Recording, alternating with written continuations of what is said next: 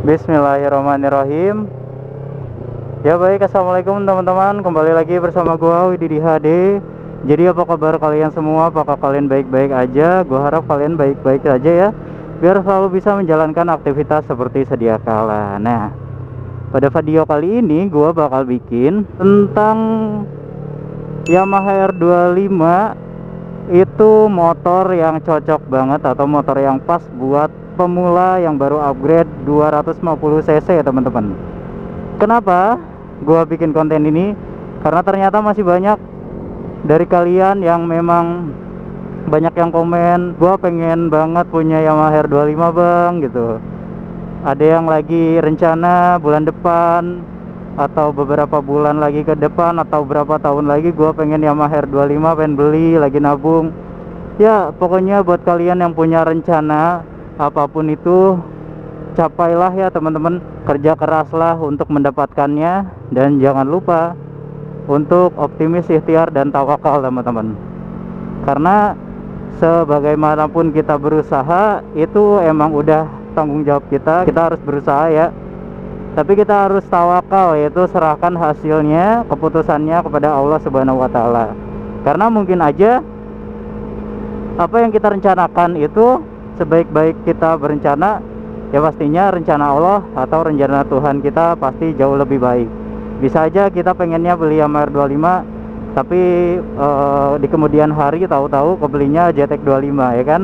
Amin rabbal alamin. Nah, oke, balik lagi ke pembahasan. Jadi gimana sih bang, kok bisa Yamaha R25 Old ini atau Yamaha R25 disebut sebagai motor yang pas, yang paling cocok buat orang pemula yang baru upgrade motornya ke 250 cc? Karena yang pertama adalah handlingnya ringan benar.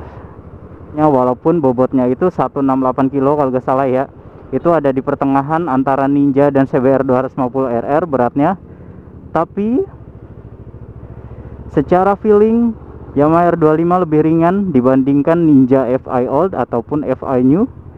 Secara maju mundurnya nih tuh, buat kita mau parkir, mau belok-belok, komstirnya itu ringan banget. Sama di bawah jalan motornya, feel ridingnya berasa ringan banget. Oke, kita coba ya kan.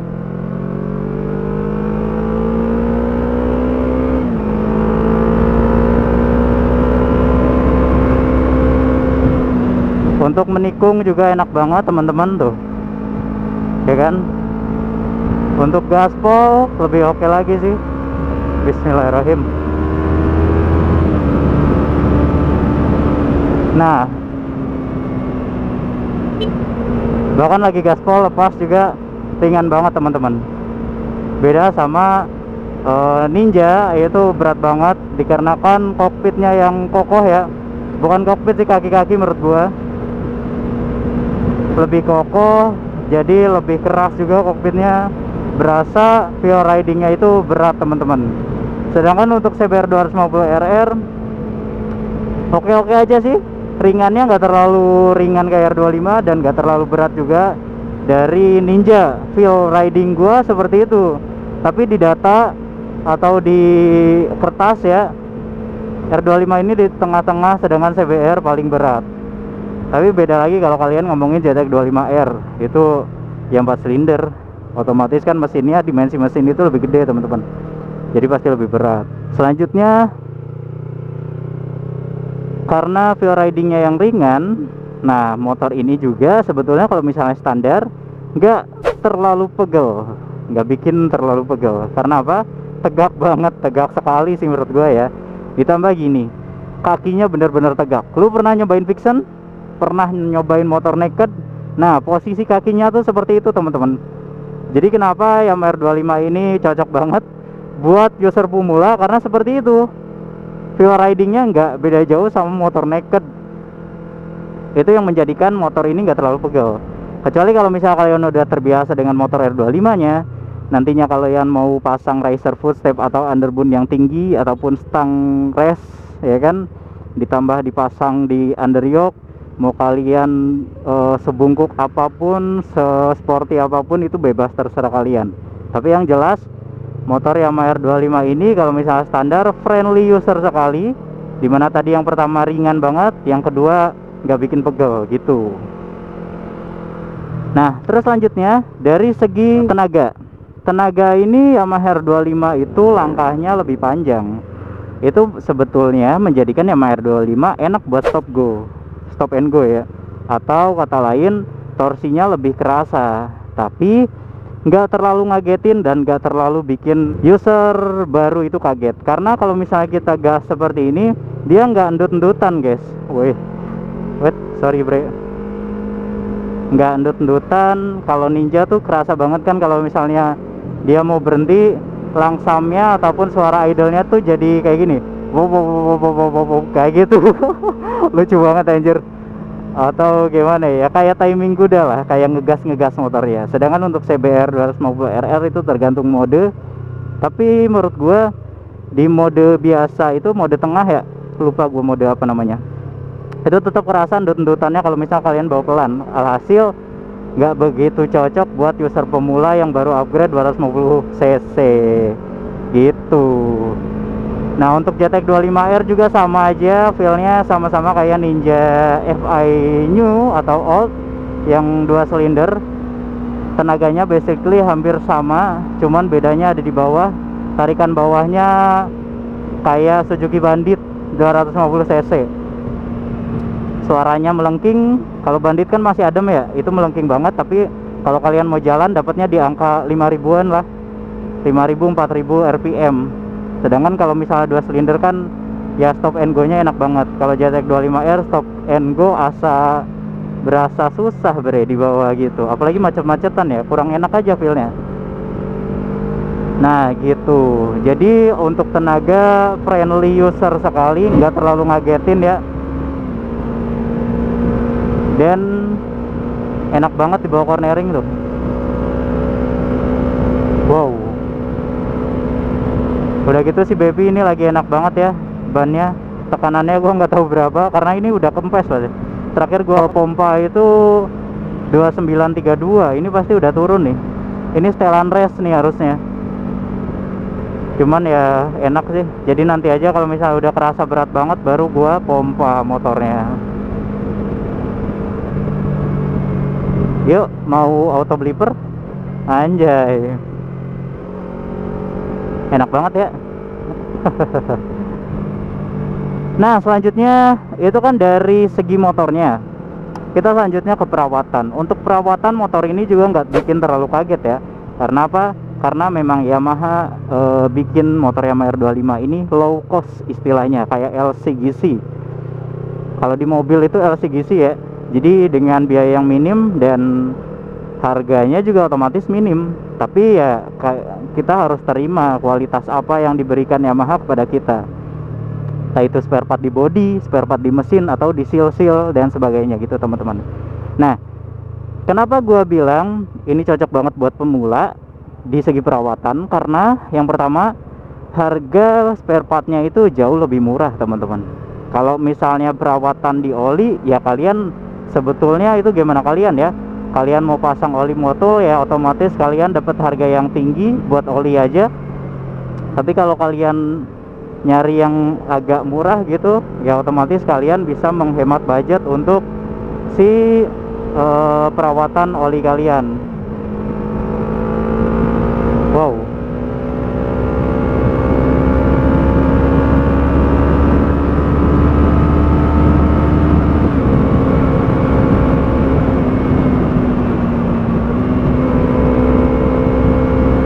waduh enak banget bre. Nah, jadi begitu ya. Untuk perawatan di oli itu tergantung kalian, tapi untuk di spare part yang lain harganya murah, teman-teman.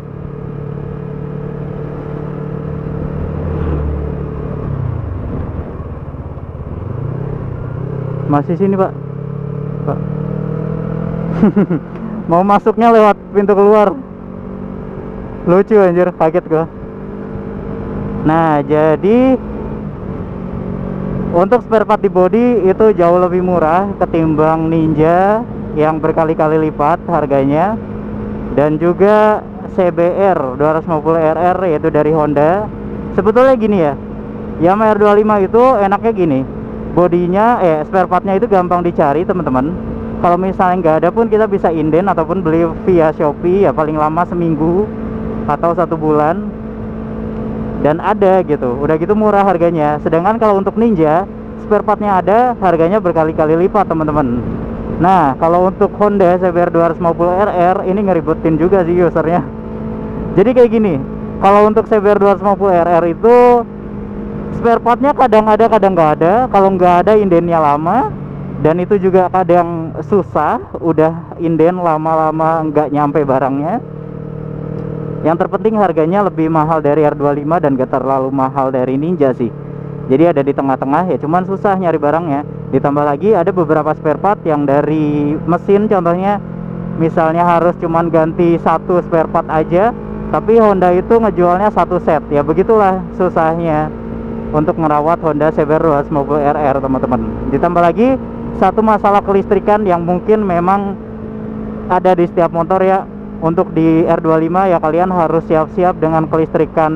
Masalahnya itu ada di bagian kiprok atau spool, yang memang notabene dari kiprok itu gampang kebakar. Bukan gampang kebakar, gampang overheat. Dimana kalau udah overheat nggak kalian rawat, nggak kalian cek, itu bisa ngebakar kiproknya, otomatis mati, nanti merembet ke spool dan sebagainya. Masalahnya kalau kelistrikan ini bahaya banget, bisa lari ke ECU. Sedangkan untuk CBR 250RR masalahnya biasanya di teratur by wire, sama di masalah kelistrikan apalah pokoknya. Jadi kalau CBR udah masalah satu aja berembet kemana-mana. Kayak punya temen gua itu agak susah tuh, waktu itu ngandang di bengkel semingguan atau berapa hari ya CBR 250RR karena masalah kelistrikan. Sedangkan untuk Ninja sendiri masalah kelistrikan yang kalian juga pasti udah tahu, masalahnya biasanya ada di bendik starternya. Kalau misalnya jarang dipanasin, jarang dipakai, motor Ninja itu susah dihidupin karena bendiknya kayak kena gitu. Ya begitulah. Nah itu untuk masalahnya. Nah setelah spare part ataupun biaya perawatannya murah teman-teman, kalian udah mengetahui. Selain itu konsumsi bahan bakarnya lebih irit sih menurut gue ya. Itu untuk setelah gue cari-cari tahu, untuk 2016 ke atas tahun motornya itu irit banget, dapat di 28 sampai 32. Sedangkan untuk 2016 ke bawah, entah itu 2014, 2016, apalagi yang sering bermasalah motornya, itu biasanya dapatnya di angka 18 sampai 25, paling mentok 25 teman-teman. Gue juga nggak tahu kenapa, nggak kok bisa kayak gitu ya kan. Padahal secara basically mesin itu sama teman-teman, bahkan sampai R25 new, tapi gue juga nggak tahu kenapa sih konsumsi bahan bakarnya bisa berbeda gitu teman-teman. Nah kalian udah tahu nih ya beberapa poin penting kenapa ya motor Yamaha R25 itu cocok banget jadi motor buat upgrade orang pemula dari motor misalnya Matic ataupun bebek yang 150 cc atau bahkan 100 cc. Itu kalian upgrade ke 250 cc. Yang terpenting apa?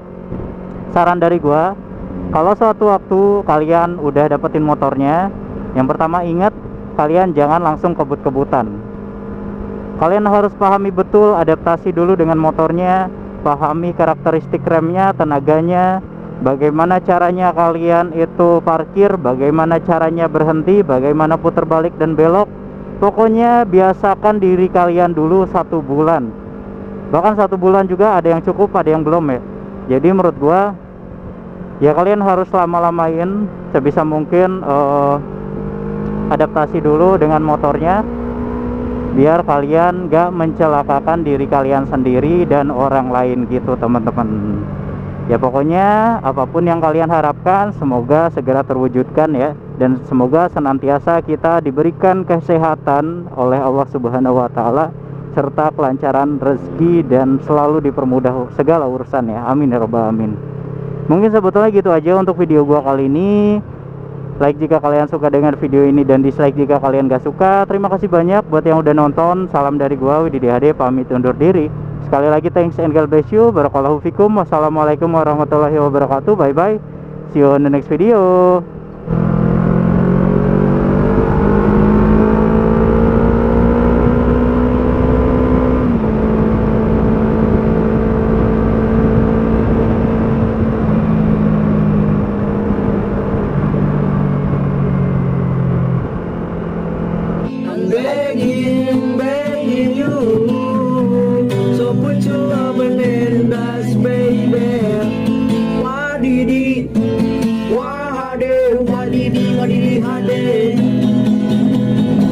Jangan lupa like dan subscribe.